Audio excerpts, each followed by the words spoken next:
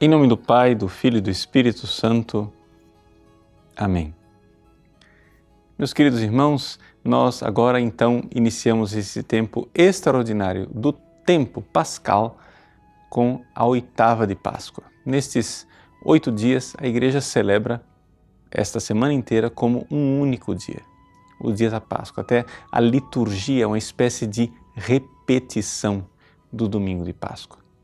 E nós queremos aprofundar esse mistério, que é o mistério central da nossa fé.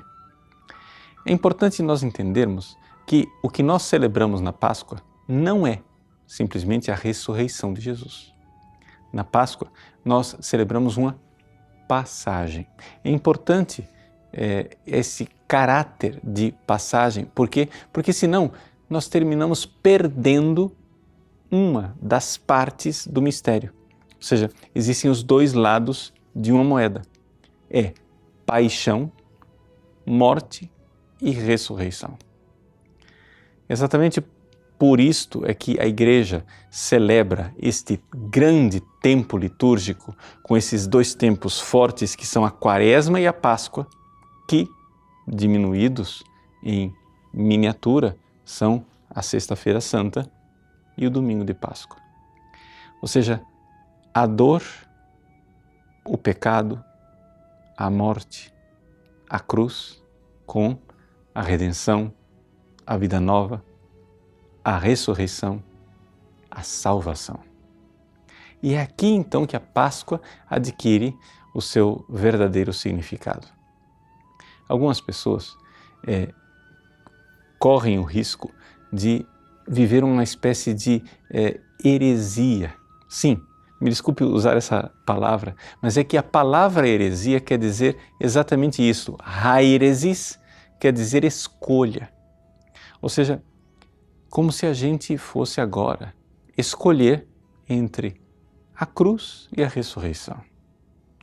Como se houvesse algum sentido falar de ressurreição sem antes viver realmente a cruz.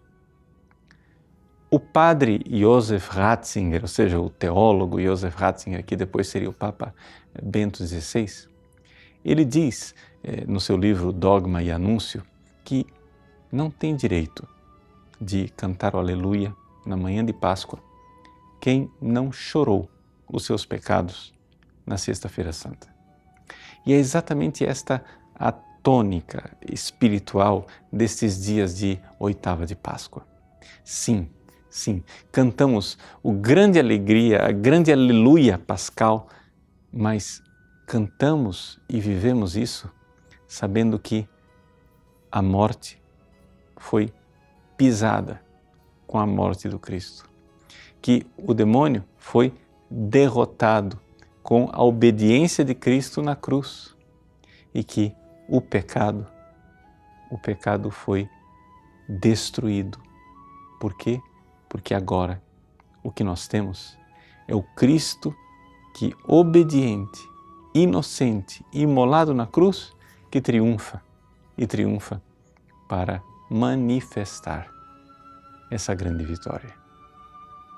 Então, tudo que nós iremos celebrar nesses dias só tem sentido se nós, com este grande respiro, olharmos para o tempo pascal como a resposta de Deus para aquelas dores laboriosas, aquelas dores que são um trabalho de parto vivido durante a paixão de nosso Senhor Jesus Cristo. É por isso que Jesus ressuscitado, quando aparece mostrando suas chagas.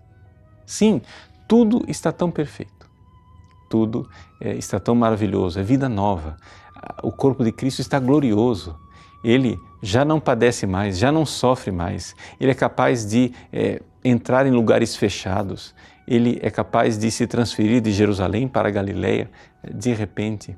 Ele é capaz de se apresentar na forma que ele quiser. Mas quando ele se apresenta, as chagas estão lá. E aquelas chagas são um sinal claro de que o ressuscitado é o crucificado e que a morte foi vencida. Por isso, podemos cantar aleluia. Deus abençoe você. Em nome do Pai, e do Filho, e do Espírito Santo. Amém.